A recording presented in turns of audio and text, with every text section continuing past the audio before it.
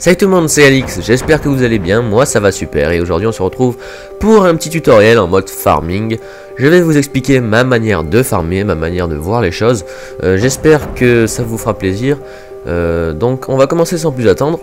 Déjà pour farmer, ce qu'il faut c'est bien sûr centrer vos réserves, centrer votre château de clan. Il faut une bonne composition, un village qui sache un minimum se défendre. Donc voici ma composition, ça fait un petit peu plus d'une semaine que je l'ai adoptée. Je la trouve ma foi plutôt bien. J'ai quelques réserves qui sont exposées vers l'extérieur, mais bon, on peut pas tout protéger, hein, aucun village n'est parfait. Donc moi j'ai adopté celle-ci, je la trouve vachement rentable. On me pille pas tellement. Donc après, en farming, il faut savoir trouver le bon nombre de trophées, le nombre de trophées le plus adéquat possible. Moi en ce moment je farme entre 700 et 800 trophées. Alors comment dire, vous pouvez farmer plus bas si vous voulez, on appelle ça du low farming en général. Ça s'appelle farmer très bas, c'est entre 0 et 200 trophées. Mais comment dire, vous allez tomber des fois sur des mecs extrêmement bons, des HDV 10 qui eux aussi font du low farming. Du coup vous allez vous prendre des tolls en défense et vous allez perdre énormément d'or, énormément d'élixir en défense. Du coup je ne vous conseille pas de farmer aussi bas, c'est une technique de farming que j'ai essayé. J'ai fait une petite semaine de low farming. C'est vrai que c'est une très bonne technique car on a un taux de rentabilité exceptionnel. On gagne des sommes astronomiques d'or et d'élixir. Par contre il faut beaucoup jouer, il faut jouer des heures et des heures par jour, c'est un truc de malade. Limite on n'a plus de vie quoi, on passe nos heures à attaquer. Et en défense en revanche on se fait souvent défoncer. Du coup c'est pas une technique de farming que j'apprécie, même si je vous ferai prochainement un tutoriel sur le low farming. En parallèle, vous pouvez monter bien sûr un petit peu plus haut. Seulement, plus vous montez haut, plus vous aurez de gros joueurs. Alors, c'est vrai qu'après des gros joueurs, il y en a partout. Il y en a des mecs qui sont plus forts que vous en trouverez aussi bien à 0 trophée qu'à 3 ou 4000 trophées. Il y en a partout. Il suffit de trouver le bon nombre de trophées. Il faut faire une moyenne entre tout ça. Donc, moi j'ai trouvé qu'entre 700 et 800 trophées, j'étais plutôt pas mal. Je me faisais pas trop attaquer. J'étais plutôt paisible dans mon village. Et en revanche, j'arrivais à trouver des bons buts. Donc, on va maintenant penser à son attaque. Alors tout dépend du nombre de places que vous avez. Moi ce que je conseille c'est de mettre 5 casse-briques histoire de pouvoir bien vider un peu, j'ai envie de dire, les remparts ennemis. Comme ça vous pourrez envoyer vos gobelins sans qu'ils n'aient à les exploser, parce qu'on perd un temps fou avec sa rempart. Du coup les réservoirs d'élixir et les réservoirs d'or de vos ennemis, qui seront forcément protégés car la plupart du temps ils sont protégés, ne le seront plus grâce aux casse-briques. Je vous conseille aussi de mettre entre 5 et 8 géants, ça c'est à vous de voir selon leur niveau, selon ce que vous faites et le nombre de places que vous avez. Ces géants qui ne serviront pas du tout à détruire les défenses ennemies. Ces géants serviront uniquement de leurre, de bouclier, d'appât. En fait les géants vont prendre les coups pendant que les gobelins de leur côté arriveront à faire un maximum d'or ou d'élixir. Les géants vont juste faire un petit peu le rôle du gilet barbale.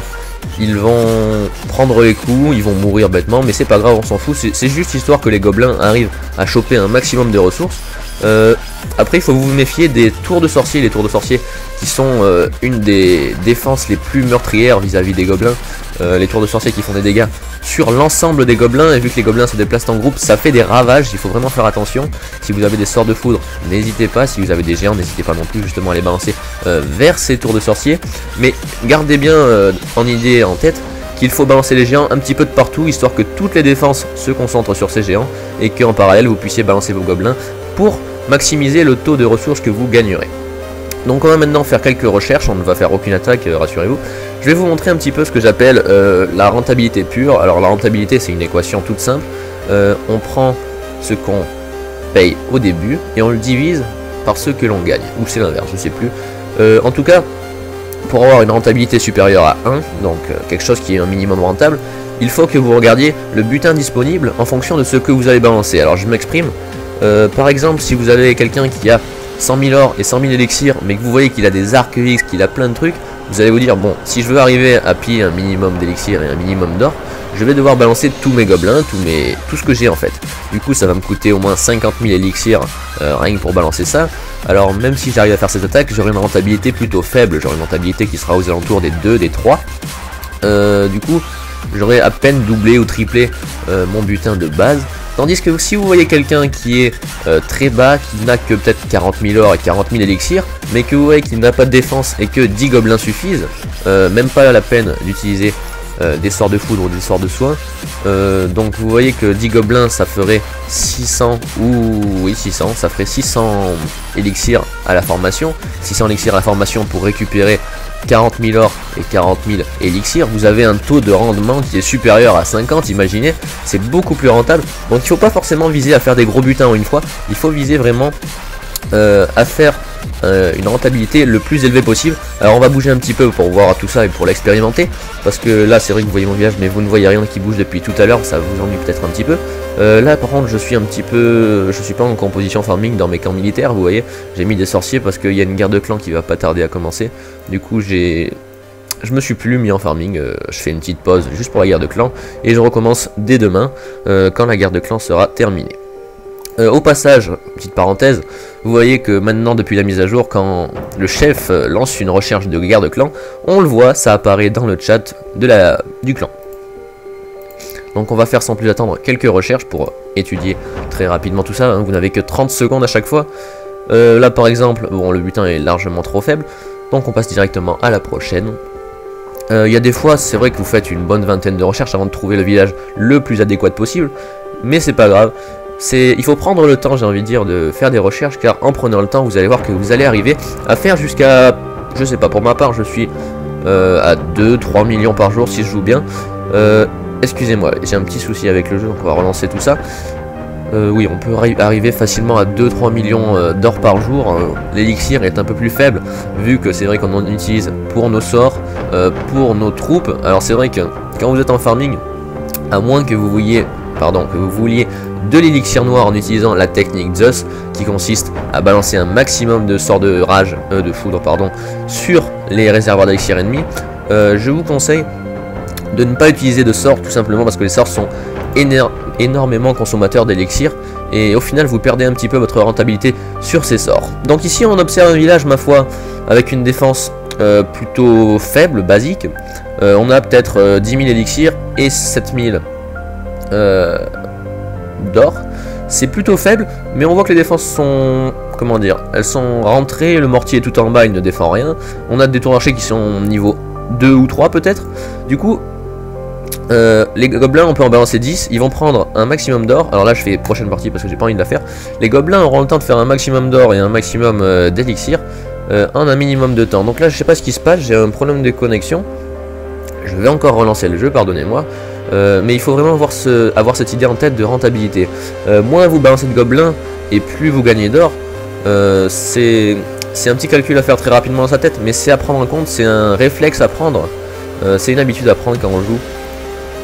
On s'y fait très vite. Et au final, on se blinde, on a plein d'or, plein d'élixirs. Alors voilà, là on a le village un petit peu parfait, j'ai envie de dire. 22 500 or et 22 500 élixirs. Alors quand vous voyez des chiffres ronds comme ça, vous pouvez vous le dire très clairement, c'est que les réserves d'or ou d'élixir sont vides. Donc il faut aller chercher dans les extracteurs. Ici on a les extracteurs qui sont pleins, on le voit, hein, plus rien ne bouge. On a un mortier qui est niveau 1 ou 2, je pense. Des canons qui sont, ma foi, pas très améliorés. Du coup ça c'est un peu une attaque parfaite, vous balancez une cinquantaine de gobelins, pardon, et vous ferez la totalité du butin.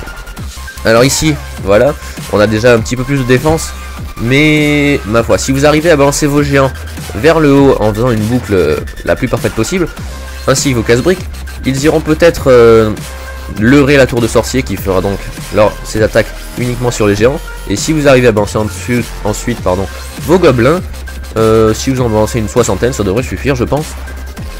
Encore un village plutôt rentable, mais méfiez-vous, la tour de sorcier fait des ravages. Ici ma foi c'est plutôt bien défendu, même si les niveaux sont très bas, mais ce n'est pas un village que je vous conseillerais. Connexion perdue. Bon excusez-moi, on a des petits soucis de connexion aujourd'hui. Tout ça pour vous expliquer de vérifier un maximum la rentabilité lors de vos recherches. Il faut y penser, vous avez 30 secondes pour vos recherches, pour réfléchir à attaquer ou non. Servez-vous-en. Voyez un maximum rentable au long terme et non au court terme. Oh vous voyez 200 000, oh c'est super, il faut que j'y aille. Non, il faut chercher la rentabilité, il faut s'en servir, le jeu est fait pour ça. Donc moi je vous dis portez-vous bien jusqu'à la prochaine vidéo, ne vous inquiétez pas, on se retrouve très bientôt pour peut-être un speed building en musique. dans laquelle je vous ferai ma composition pour un hôtel de ville de niveau 6 en mode farming. J'espère que cette vidéo vous aura plu. Si c'est le cas, n'hésitez pas à liker, à commenter et pourquoi pas à vous abonner. Moi je vous dis à plus tard pour une prochaine vidéo. Portez-vous bien, bye bye.